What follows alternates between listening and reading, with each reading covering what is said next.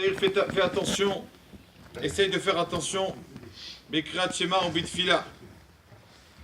Ton Kriyat Shema et ta tefila, Kshatam mitpalel quand tu pries, voilà. Al ta'as tefila techa keva. Ne fais pas ta tefila parce que, allez, je dois me débarrasser.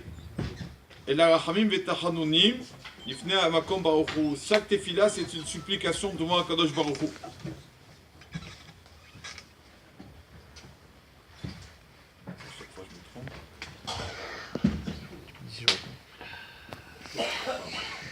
Donc, tout simplement, c'est des choses qu'on a besoin de renforcer. Fais attention au Kriyat Shema et la Tefila.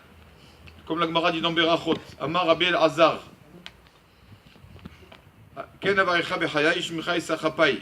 Je te bénirai Hachem pendant ma vie, c'est le Kriyat Shema. Pourquoi je te bénirai avec ma vie? C'est-à-dire bénir Hachem avec sa vie. Quand une personne, elle fait le Shema, quand il dit le mot Echad, il doit penser aussi qu'il fait la mitzvah, qu'il est prêt à donner à son âme pour Akadosh Baruch Hu. Une personne dit Echad, il doit penser à ça aussi. Je suis prêt à tout faire pour Akadosh Baruch Hu. Pareil, la Gemara elle dit En tefilato shel adam nishmat ikem sam nafsho bekapo. Quand une personne il se rabaisse devant Akadosh Baruch Hu, alors Akadosh Baruch Hu il reçoit sa tefila, n'importe quelle chose. Mais malheureusement, si une personne, il rate sa tefila le matin, Shachrit par exemple, il rate, il va au travail sans faire sa prière. Ou bien, il se lève tard, il ne fait pas la mitzvah du Shema du matin. Alors, la Gemara dans Chagiga qui dit, voilà, mais Owat lo yuchal kon, ce qui est tordu ne veut pas être redressé. C'est quoi ce qui est tordu ne peut pas être redressé? C'est une personne qui a pu faire la mitzvah le matin du Shema, de faire son schéma. Il n'a pas fait. Le schéma, c'est trop tard. L'heure, elle est passée. On sait que l'heure du schéma, c'est 3 heures après le rayon de soleil, on va dire. Premier rayon de soleil. Et la personne, il a passé ce temps. Ça y est, il a perdu la mitzvah. Il doit le faire quand même, avec cette éphiline. Il a perdu de faire la mitzvah, de faire le schéma en son temps. Tandis que la tefila, c'est autre chose. La midah, c'est autre chose. Une personne qui n'a pas pu faire la tefila parce que il avait un cas de force majeure ou quoi, il pourra... Là, par exemple, s'il n'a pas fait shachrit le matin parce qu'il y avait un problème qui était imprévu, donc il n'a pas pu se faire sa tefila, sa prière de shachrit, alors l'après-midi, à mincha, il pourra faire 2 fois la hamida pour rattraper ça. On dit que le schéma, le temps il est passé, on ne peut plus rien faire. Et il amène qu'il avait montré la force de la tefila, il y avait Rabbi Chia bar Abba, Rav qui était en train de prier. Et son Rav est venu...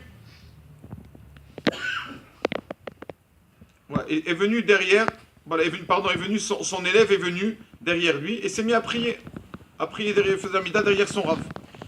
Et quand donc le Rav a fini sa Amida, il ne pouvait pas faire les 3 pas, parce que quand il y a quelqu'un juste derrière nous, on ne peut pas faire les 3 pas au Shalom. Donc il a attendu, jusqu'à que celui qui était derrière, donc Rav Kahana, il a fini, alors son Rav Abichai lui a dit, dis-moi, vous avez comme ça, tu as l'habitude, comme ça on t'a éduqué à faire souffrir tes rabbanim. Regarde, tout le temps que je t'ai attendu, tu es derrière moi pour faire mes 3 pas de l'Amida, tout ce temps-là. Il lui a dit, Rabbi, excusez-moi, sachez que je suis descendant de la famille de Haïli, prophète Haïli. Que ce prophète-là est connu que sa famille a une malédiction sur lui. Hachem lui a dit que même, vous ne pourrez pas, tous les offrandes que vous amènerez au Beth Amikdash ne pardonneront pas vos fautes. Et donc Hachem il a dit que c'est une clala sur une malédiction sur cette famille qui meurt tous jeunes. Et donc Rabbi, moi je suis cette famille. Mais je prie quand même. C'est pour ça que j'ai prié beaucoup. Parce que je sais qu'avec ma prière, je peux peut-être changer le décret. Alors que toute sa famille, Dieu préserve, mourir jeune. De père en fils.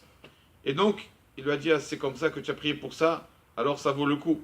Et donc ce Rav là qui a prié, normalement qui avait une malédiction sur lui, a eu, Baruch Hashem, une longue vie, Yamim, comme témoigne le sage qu'il a tellement vieilli que quand le niftar, ses ongles étaient roses comme les ongles d'un bébé. Voilà, comme un jeune, comme que les longues vies. Alors on voit que quoi? 3 choses qui détruisent un décret qu'il y a sur le mur des choses, c'est quoi?